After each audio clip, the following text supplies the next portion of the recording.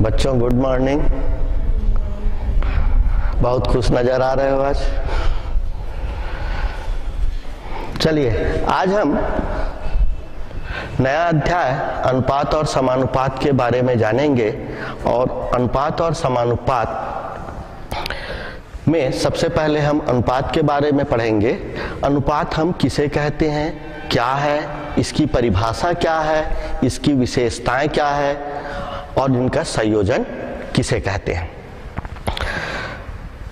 वास्तव में जो अनुपात है वो दो राशियों की तुलना कहलाती है। उदाहरण के लिए यदि हमारे हाथ में एक डस्टर और एक स्केल हो, दोनों लकड़ी के हैं, या हम यह कह सकते हैं कि दोनों समान जाति के हैं, और इन दोनों लकड़ियों के को यदि हम एक ही आधार टेबल के ऊपर में रखें तो हम क्या पाते हैं कि डस्टर की जो ऊंचाई है वह कम है और स्केल की जो ऊंचाई है ज्यादा है। हम ये बोल सकते हैं कि डस्टर की तुलना में स्केल जो है वो ज्यादा लंबा है, या स्केल की तुलना में डस्टर जो है वो छोटा है। तो स्केल और डस्टर के बीच में आपस का संबंध ही अनुपात कहलाता है। या दूसरे शब्दों में हम ये कह सकते हैं कि यदि हमारे हाथ में दो चाक है, दोनों समान जाति के हैं, आपको दिख ही रहा होगा कि एक चाक ज्यादा लंबा है और दूसरा चाक छोटा है। इन दोनों चाकों के बीच में यदि हम संबंध देखते हैं, यहीं से हम इसको नापने की कोशिश करते हैं, तो 1, 2, 3 और ये लगभग 4 गुना। इस छोटे चाक की तुलना में ये जो बड़ा चाक है ये 4 गुना है। इन दोनों के बीच का संबंध क्या हुआ कि हमारे बाएं हाथ का जो चाक है वो दाहिने हाथ की चाक की तुलना में 4 गुना ज्यादा लंबा है। तो हमको अनुपात क्या बताया? दो सजातीय राशियों में आपस का संबंध। तो दो सजातीय राशियों का आपस में जो संबंध होता है वही संबंध अनुपात कहलाता है। तो इसकी परिभाषा हो जाती है, अनुपात की परिभाषा, दो सजातीय राशियों में वह संबंध जो हमें यह बताता है कि पहली राशि दूसरी राशि के कितनी गुनी है या कितना भाग है। राशियों को अंग्रेजी वर्णमाला के छोटे अक्षरों से प्रदर्शित करते हैं।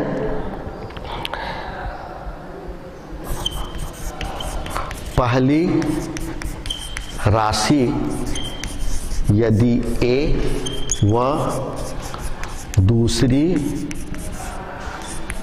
राशि B हो तो अनुपात A अनुपात B लिखा जाता है तथा इसे A बटे B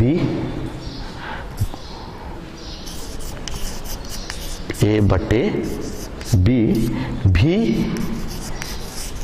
लिखते हैं। ये तो हो गई अनुपात की परिभाषा। अब इसका नामकरण करते हैं हम। तो ये जो पहली राशि है ए राशि, इस ए राशि को पहला पद को हम पूर्व पद कहते हैं, और यह जो बीच का चिन्ह लगा हुआ है यही चिन्ह को हम अनुपात का चिन्ह कहते हैं, अनुपात का चिन्ह कहते हैं। और ये दूसरी राशि भी, जिसे हम उत्तर पद कहते हैं, उत्तर पद। पहली राशि को हम पूर्व पद कहते हैं, यह अनुपात का चिन्ह है, और यह जो दूसरी राशि है, इस दूसरी राशि को हम उत्तर पद कहते हैं। अब अनुपात की परिभाषा हो जाने के पश्चात हम आते हैं इसकी विशेषताओं में। अनुपात की विशेषताएं,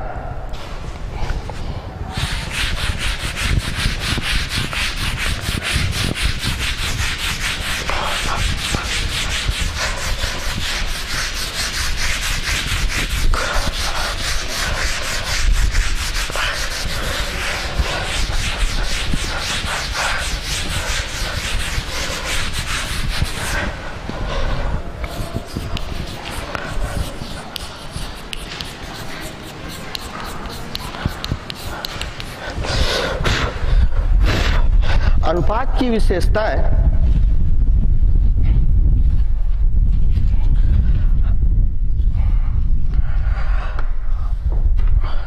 में हमने आपको सबसे पहले बताया अनुपात की विशेषताओं के बारे में कि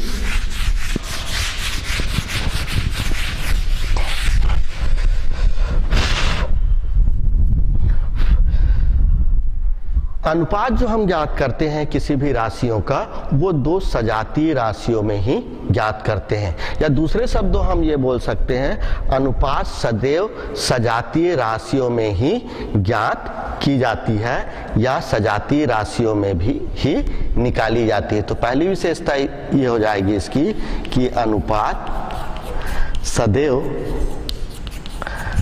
सजातीय राशियों की ही ज्ञात की जाती है। और दूसरी विशेषता है कि यदि हमको अनुपात का मान ज्ञात करना है तो पहली राशि से दूसरी राशि को भाग दे करके हम अनुपात का मान ज्ञात करते हैं। पहली राशि को दूसरी राशि से भाग देकर अनुपात का मान ज्ञात किया जाता है। हमने आपको एक छोटा सा उदाहरण बताया था चाक का, कि यदि हमारे हाथ में दो चाक है, बाएं हाथ में बड़ी चाक है और दाहिने हाथ में उससे थोड़ी सी छोटी चाक है। अब इस बड़ी चाक और दूसरी चाक में हमको संबंध ज्ञात करना है, तो यदि हम इसको देखते हैं बड़ी चाक को, इसकी लंबाई यदि 10 सेंटीमीटर हो, बड़ी चाक की लंबाई 10 सेंटीमीटर हो और छोटी चाक की लंबाई 5 सेंटीमीटर हो, तो पहली राशि 10 सेंटीमीटर और दूसरी राशि 5 सेंटीमीटर। दूसरी हमने इसके विशेषताओं में बताया कि अनुपात सदैव सजातीय राशियों की ही ज्ञात की जा सकती है। दोनों चाक सजातीय राशियां हैं, दो राशियां अलग अलग है, तो हम दोनों चाक की ही तुलना कर रहे हैं। दूसरा चीज बताया कि पहली राशि को दूसरी राशि से भाग देकर अनुपात का मान ज्ञात किया जा सकता है। और अनुपातों को हम a बटे b के रूप में लिखते हैं। तो जब a बटे b के रूप में लिखे, a का मान आया 10 सेंटीमीटर, b का मान आया 5 सेंटीमीटर, ये सेंटीमीटर से सेंटीमीटर कट गए, 5 एकम 5 और 5 दूनी 10, ये आ गया हमारा 2/1। कहने का मतलब हम यह कह सकते हैं कि जो पहली चाक है वो दूसरी चाक की 2 गुनी है। ऊपर में 2 आया, 2 गुनी है। या हम इसको नाप के भी देखते हैं तो 1 और ये 2 गुनी आ गई।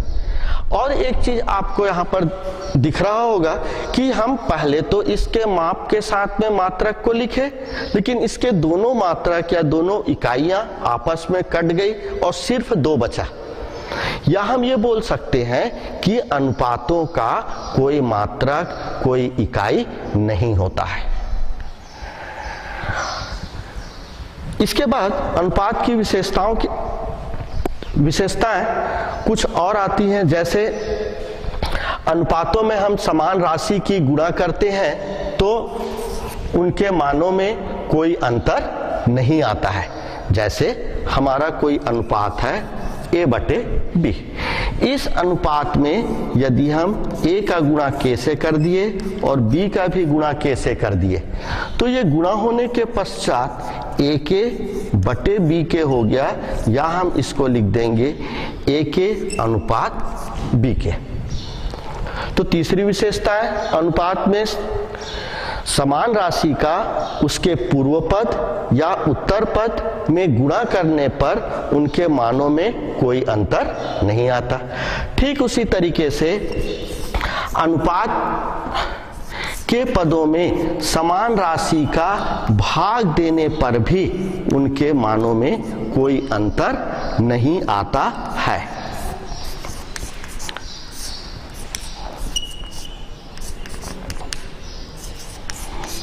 हम इसको इस तरीके से लिख सकते हैं, भाग देने के उपरांत A/K अनुपात B/K।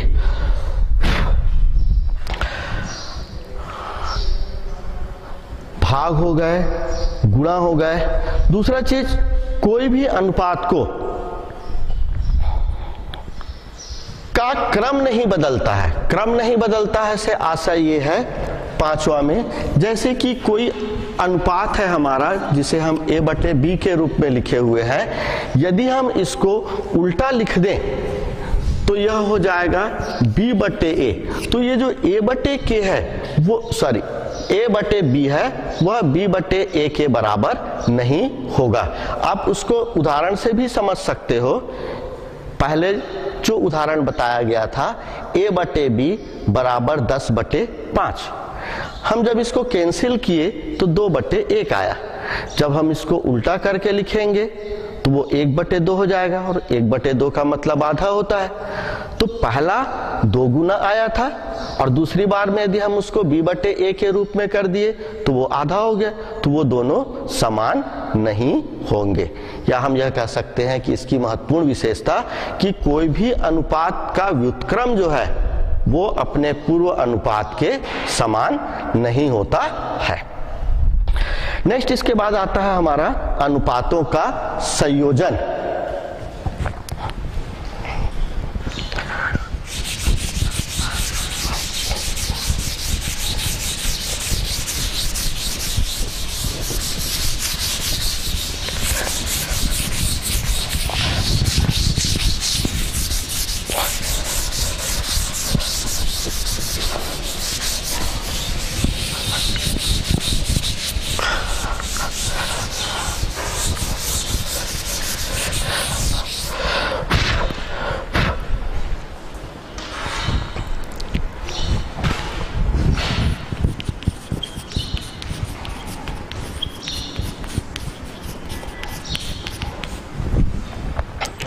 हमारे जो अनुपात होते हैं A/B, इसका जो ऊपर का पद है वह पूर्व पद और नीचे हर का जो पद है वह उत्तर पद कहलाता है। अब अनुपातों के संयोजन में सबसे पहला आ जाता है हमारा संयोजित अनुपात। जब किसी अनुपात के पूर्व पद का गुणा और उत्तर पद का गुणा करते हैं तो जो नया अनुपात बनता है उसे हम संयोजित अनुपात कहते हैं। जैसे हमारे कोई 2 अनुपात है A/B व C/D, तो जो संयोजित अनुपात बनेगा, संयोजित अनुपात इन अनुपातों के पूर्व पद का गुणा, पूर्व पद मतलब ऊपर के पद, पहले में ए है और दूसरे में सी है, तो ये AC और नीचे BD, यही अनुपात AC अनुपात BD को हम संयोजित अनुपात कहते हैं। दूसरा संयोजित अनुपात के बाद आता है वर्गानुपात।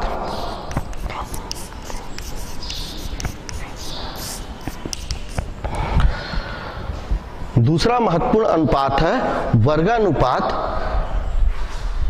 नाम से ही स्पष्ट है कि जब दो समान अनुपातों का आपस में गुणा या दो समान अनुपातों का संयोजित अनुपात वर्गानुपात कहलाता है। पहले वाले से क्लियर है, संयोजित अनुपात का मतलब क्या होता है? दो अनुपातों का आपस में गुणा, पूर्व पद का गुणा और उत्तर पद का गुणा। ठीक उसी तरीके से वर्गानुपात में दो समान अनुपातों का संयोजित अनुपात। दो समान अनुपात से आशय ये है कि यदि A/B हमारा एक अनुपात है तो दूसरा भी A/B होगा, तभी तो दोनों ये अनुपात समान अनुपात कहलाएंगे। और इन समान अनुपात का संयोजित अनुपात, जब इन दोनों का आपस में हम गुणा कर देंगे तो A का गुणा A से होगा तो A का वर्ग, B का गुणा B से होगा तो B का वर्ग, या यही हमारा वर्गानुपात कहलाता है, जिसे A का वर्ग अनुपात B के वर्ग के रूप में लिखते हैं। तीसरा नंबर आता है हमारा घनानुपात।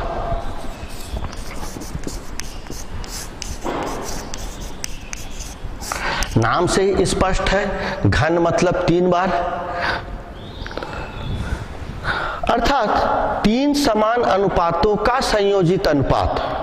3 समान अनुपातों का संयोजित अनुपात A/B, फिर A/B, फिर A/B, ये तीनों समान अनुपात हो गए।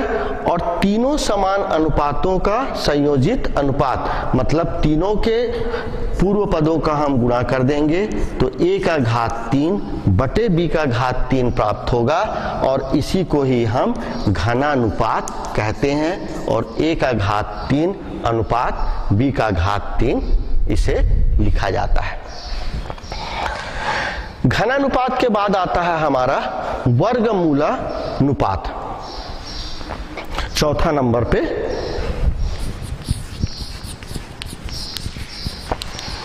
वर्गमूलानुपात। किसी दिए हुए अनुपात का वर्गमूल, किसी दिए हुए अनुपात का वर्गमूल हमारा वर्गमूलानुपात, या इसे हम आधा अनुपात भी बोलचाल की भाषा में कहते हैं। जैसे A अनुपात B का वर्गमूलानुपात। अब A अनुपात B का वर्गमूलानुपात को हम किस तरीके से लिखेंगे? A का वर्गमूल और यह B का वर्गमूल, या हम इसको A की घात 1/2 और B की घात 1/2, या इसी को हम 1/2 A की घात 1/2 अनुपात B की घात 1/2 लिखते हैं। चूंकि A और B के घातों में आधा लिखा हुआ है, इस कारण इसको बोलचाल की भाषा में आधा अनुपात भी कहते हैं, लेकिन वर्गमूलानुपात शब्दों का ज्यादा उपयोग होता है। नेक्स्ट 5वें नंबर में आता है हमारा घनमूलानुपात। जिस तरीके से हमारा वर्गमूलानुपात होता है, ठीक उसी तरीके से घनमूलानुपात होता है। किसी दिए हुए अनुपात का घनमूलानुपात उनके घनमूल का अनुपात होता है, जिसे हम तिहाई अनुपात भी बोलचाल की भाषा में कहते हैं। यदि हमको A अनुपात B का घनमूलानुपात निकालना है तो हम इसको इस तरीके से भी लिख सकते हैं। A का करनी घात 3 बटे B का करनी घात 3 या a का घात 1/3 बटे b का घात 1/3 या a का घात 1/3 अनुपात b का घात 1/3। इस तरीके के अनुपात को हम घनमूलानुपात कहते हैं। नेक्स्ट 6वां नंबर में आता है हमारा प्रतिलोमानुपात।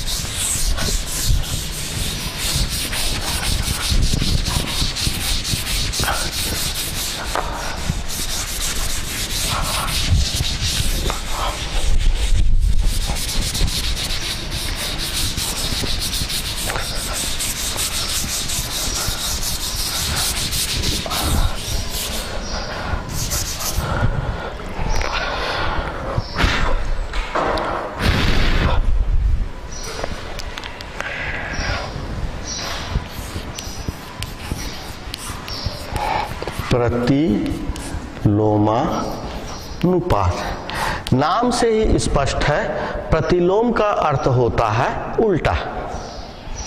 प्रतिलोम का अर्थ होता है उल्टा या व्युत्क्रम।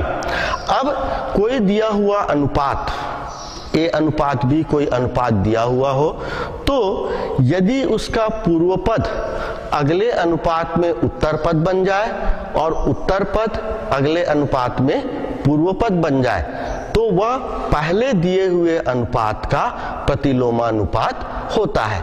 जैसे हमारा अनुपात a/b दिया हुआ है, इस a को हम पूर्व पद कहते हैं और b को हम उत्तर पद कहते हैं। अब ये इस तरीके से हो जाए कि a और b का a अनुपात b का प्रतिलोमानुपात, तो यह वह अनुपात होगा जिसमें पहले अनुपात का जो पूर्व पद है a, वो दूसरे अनुपात का कौन सा हो जाए, उत्तर पद हो जाए, नीचे आ जाएगा, और दूसरे अनुपात का जो पहले अनुपात का जो उत्तर पद है वो दूसरे अनुपात का पूर्व पद हो जाए। तो हम इसको क्या कहेंगे, b/a। तो a अनुपात b का प्रतिलोमानुपात b/a या b अनुपात a होगा। नेक्स्ट इसके बाद आता है हमारा, इस तरीके से हमारे 6 अनुपात हुए। 7वां और आखिरी अनुपात है जिसको हम कहते हैं मिश्र अनुपात। नाम से ही स्पष्ट है, मिश्र मतलब मिला हुआ, छत्तीसगढ़ी में उसको क्या बोलेंगे, मिंजरा।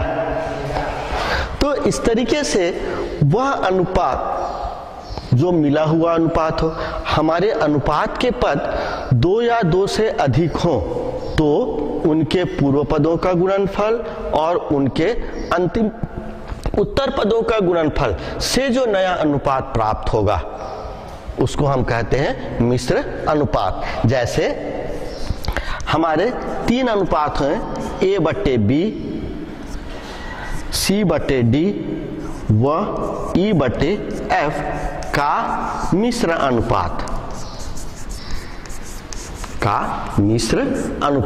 यहाँ पे 3 अलग अलग अनुपात हैं, a/b, c/d व e/f।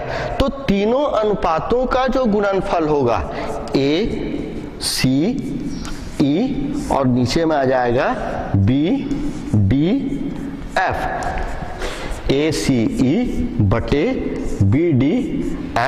या ACE अनुपात BDF, यह अनुपात हमारा कहलाएगा मिश्र अनुपात।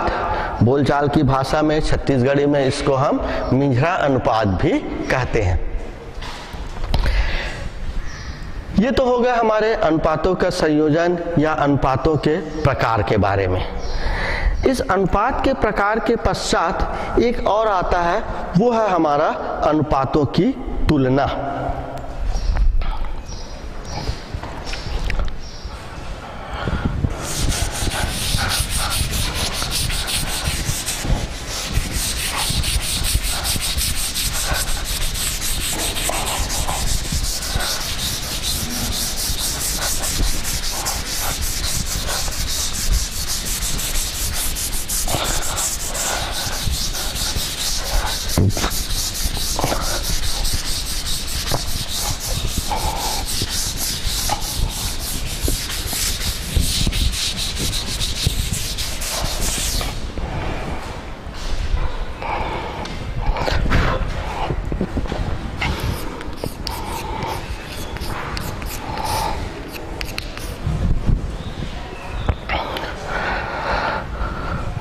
गणित में तुलना करने के लिए हमारे पास में 3 चिन्ह होते हैं।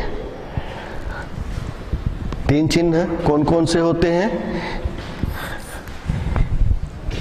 एक छोटा है का चिन्ह, एक बड़ा है का चिन्ह और एक बराबर है का चिन्ह।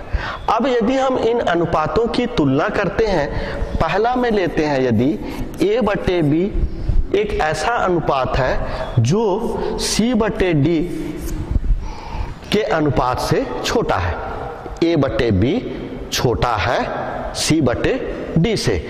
इसका मतलब ये होता है कि यदि हम इनका तिर्यक गुणा करें तो AD छोटा होगा BC से।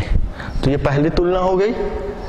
a/b छोटा है c/d से, तो AD भी छोटा होगा B और C से। जब हम तुलना करते हैं तो पहले अनुपात का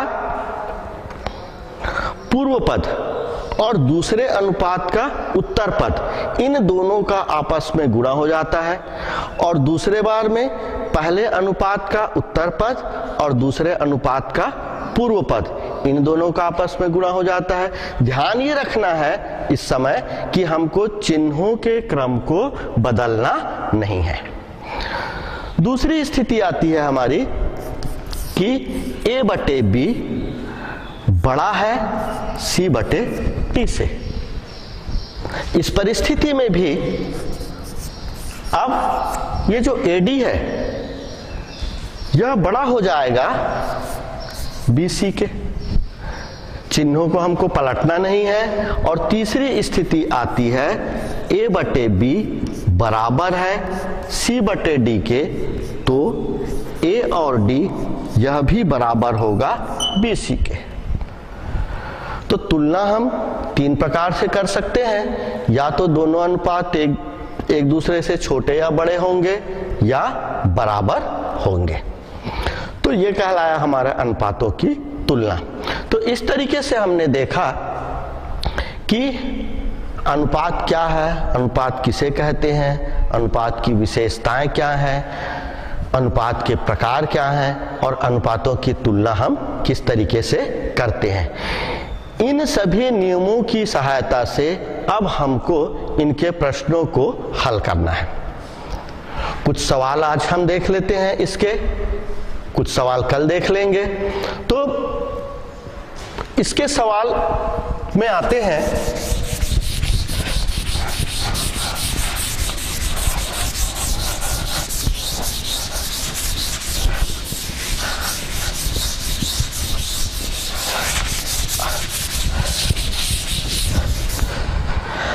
आपके पुस्तक में प्रश्नावली 2.1 में इसके प्रश्न दिए गए हैं।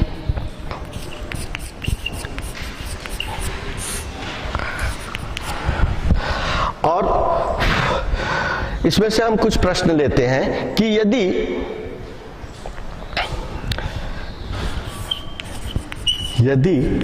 x धन y बटे x ऋण y बराबर 2/3 हो तो x अनुपात y का मान ज्ञात कीजिए। ये एक हमारा प्रश्न है कि यदि x धन y बटे x ऋण y बराबर 2/3 हो तो x अनुपात y का मान ज्ञात कीजिए। अब हम इसको हल करते हैं।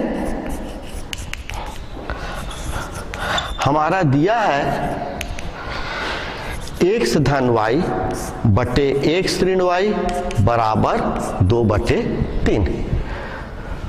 अभी जब हम सबसे आखिरी में आपको अनुपातों की तुलना के बारे में बताए थे और उस अनुपातों के तुलना में a बटे b बराबर c बटे d लिए हुए थे, तो उसमें आपने देखा होगा कि a और d का गुणा हुआ था, पहले अनुपात का पूर्व पद और दूसरे अनुपात का उत्तर पद, या इसी को हम बोलचाल की भाषा में पूर्व पद उत्तर पद, पूर्व पद उत्तर पद, इस तरीके से हम इसको अच्छे से याद नहीं रख सकते या हम इसको भूल सकते हैं। तो उन शब्दों का हम उपयोग न करते हुए बोलचाल की भाषा में तिर्यक गुणा करने पर लिख लेते हैं।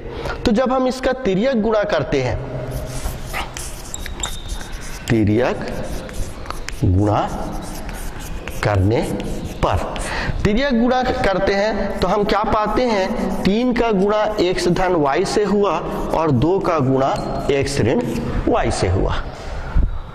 लिखने के पश्चात कोष्ठक को खोलते हैं तो 3x धन 3y बराबर 2x ऋण 2y।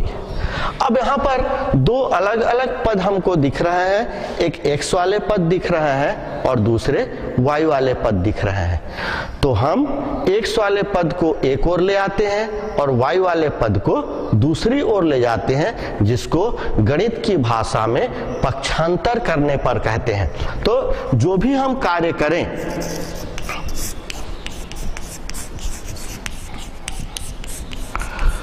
जो भी हम कार्य करते हैं उसको कॉपी के बगल में लिखना आवश्यक है। और पक्षांतर करने पर यह 3x ऋण 2x जब हम पक्षांतर करते हैं तो चिन्ह परिवर्तित हो जाता है। ठीक उसी तरीके से ये जो धन 3y है दूसरी ओर जाएगा तो ऋण 3y और ऊपर का ऋण 2y। अब x एक ओर आ गए और y दूसरी ओर आ गए।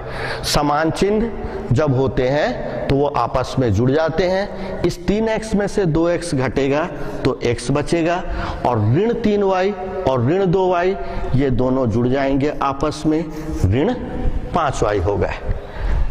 तत्पश्चात पुनः हम x के नीचे y को ले आए तो दूसरी ओर ऋण 5 के नीचे 1 आ जाएगा। क्यों? जब हम इसका तिर्यक गुणा करते हैं तो हमको इसके पहले वाले पद फिर से प्राप्त होने चाहिए। x का गुणा जब हम 1 से करते हैं तो यह x मिल गया और ऋण 5 का गुणा जब हम y से करते हैं तो यह ऋण 5y मिल गया। हम यह कह सकते हैं कि ये जो हम लिखे हैं वह सही है और यह x बटे y ही हमारा अनुपात कहलाता है। तो हम इसको इस तरीके से भी लिख सकते हैं, x अनुपात y बराबर होगा ऋण 5 अनुपात 1 के, और यही हमारा आंसर होगा। ठीक है, चलिए इसके बाद एक आध प्रश्न और देख लेते हैं। अभी तक के आप लोगों ने इसको लिख ही लिया होगा। यदि आप लोगों की इजाजत हो तो मैं इसे मिटा देता हूं।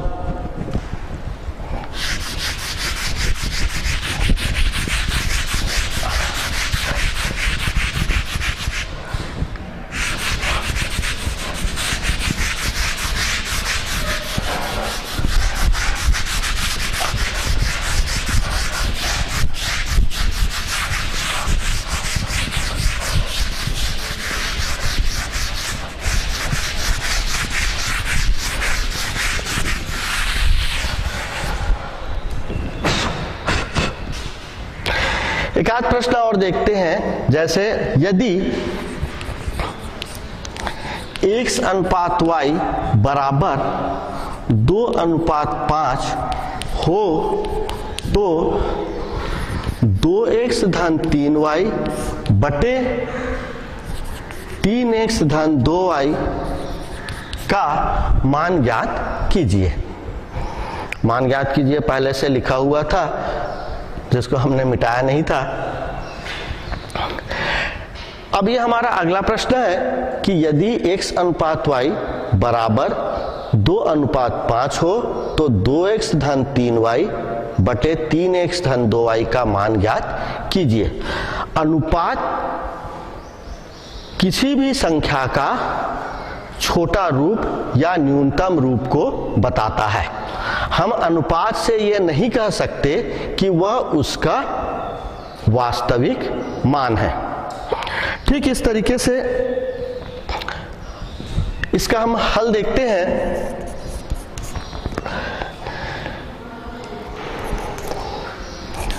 दिया हुआ है हमारा, दिया है x अनुपात y बराबर 2:5 हो तथा संख्या 2 के व 5 के हो तो हमने अभी आपको बताया कि जो अनुपात है वो न्यूनतम रूप को बताता है, तो उस न्यूनतम रूप में कोई संख्या का हम गुणा कर देते हैं। एक k ऐसी संख्या है जिसका हम इस अनुपात में गुणा कर दिए तो हमको उसकी वास्तविक संख्या का मान निकल गया। तो हम ये मान लिए कि संख्या 2 के व 5 के हो तो x बराबर 2 के व y बराबर 5 के होगा। हम ये मान लिए कि x का मान 2 के बराबर है और y का मान 5 के बराबर है। अतः 2x धन 3y बटे 3x धन 2y बराबर, अब इस x का मान 2 के है, 2 पहले से है, x के जगह 2 के रख दिए, 3 पहले से है, y के जगह 5 के रख दिए, फिर 3 पहले से है, x के जगह 2 के रख दिए और 2 पहले से है तो y की जगह 5 के रख दिए। x और y के मानों को यहाँ पर कोष्टक में रखते गए, x का मान 2 के और y का मान 5 के। ठीक उसी तरीके से हर में 3 पहले से है गुणांक, x के जगह 2 के और 2 पहले से गुणांक है, y की जगह 5 के। हम इसका गुणा करते हैं तो 2 दूनी 4 के, 5 तिया 15 के, 3 दूनी 6 के और 5 दूनी 10 के। अब हम इसको जोड़ लेते हैं, 15 और 4 19 के और 10 और 6 16 के, 19 के बटे 16 के। अब अंश और हर से के और के आपस में कट जाएंगे तो इस तरीके से बच गया हमारा 19 बटे 16। या हम यह कह सकते हैं कि x अनुपात y बराबर 19 अनुपात 16। ये हमारा एक आंसर आ गया। इसी प्रश्न को हम दूसरे तरीके से भी हल कर सकते हैं।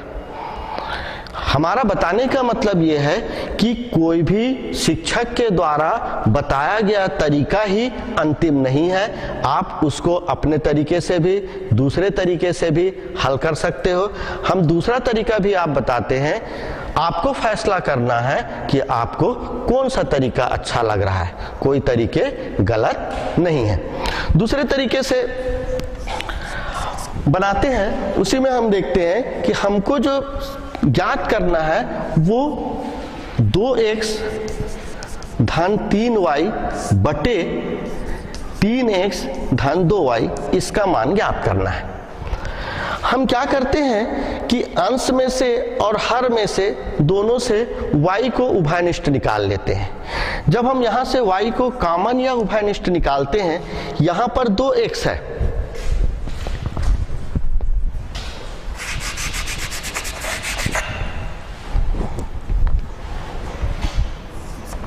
और हम उभयनिष्ठ निकाल रहे हैं y को। यहां पर तो y नहीं है, तो y उभयनिष्ठ निकालने से वह जो y है वो उसके हर में आ जाएगा।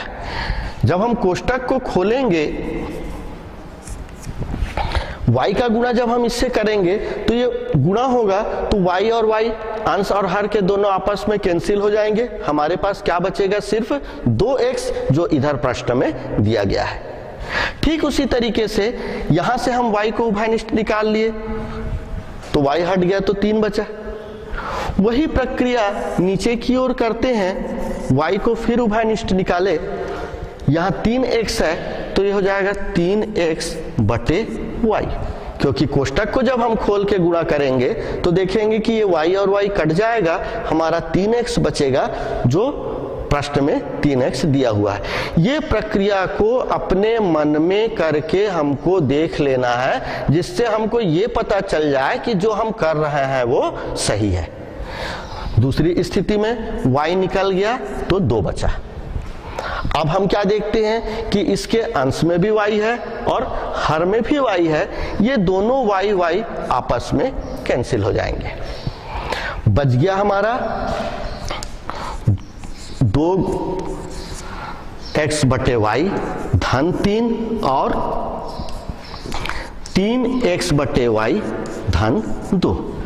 अब प्रश्न में x बटे y का मान दिया गया है।